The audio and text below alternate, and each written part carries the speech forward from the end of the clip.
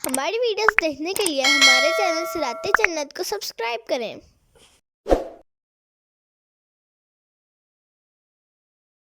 والذين يظاهرون من نسائهم ثم يعودون لما قالوا فتحرير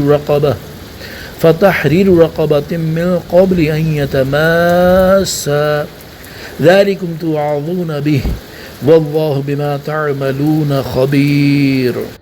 اور وہ جو اپنی بیویوں کو اپنی ماں جیسی کہیں پھر اپنی کہی ہوئی بات کا تدارک تلافی کرنا چاہیں تو اس کا کفارہ میاں بیوی کے ایک دوسرے کو چھونے سے پہلے ایک غلام آزاد کرنا ہے۔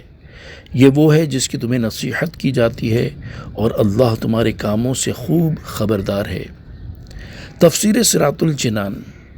اس سے پہلی آیت میں زہار کی مذمت بیان کی گئی اور اب یہاں سے زہار کا شرعی حکم بیان کیا جا رہا ہے۔ چنانچہ اس آیت کا خلاصہ یہ ہے کہ وہ لوگ جو اپنی بیویوں سے زہار کریں پھر اس زہار کو توڑ دینا اور اس کی وجہ سے ہونے والی حرمت کو ختم کر دینا چاہیں تو ان پر زہار کا کفارہ ادا کرنا لازم ہے، لہذا ان پر ضروری ہے کہ ایک دوسرے کو چھونے سے پہلے ایک غلام آزاد کریں۔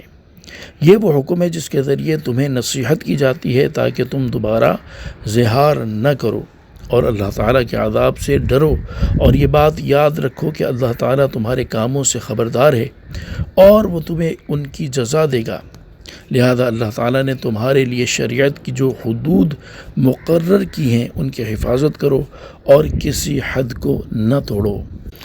زہار کا کفارہ کب واجب ہے؟ صدر الشریعہ مفتی امجد علی اعظمی رحمۃ اللہ تعالی علیہ فرماتے ہیں، زہار کرنے والا جماع کا ارادہ کرے تو کفارہ واجب ہے، اور اگر یہ چاہے کہ وطی نہ کرے اور عورت اس پر حرام ہی رہے تو کفارہ واجب نہیں، اور اگر ارادہ جماع تھا مگر زوجہ مر گئی تو واجب نہ رہا۔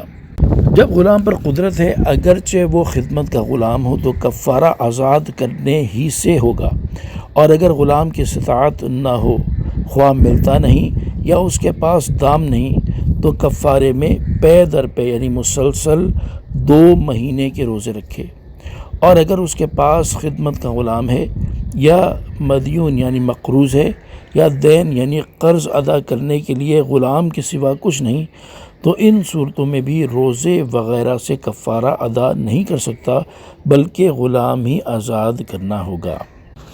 نوٹ: زہار کے کفارے سے متعلق مزید مسائل کی معلومات حاصل کرنے کے لیے بہار شریعت حصہ 8 سے کفارے کا بیان مطالعہ فرمائیں۔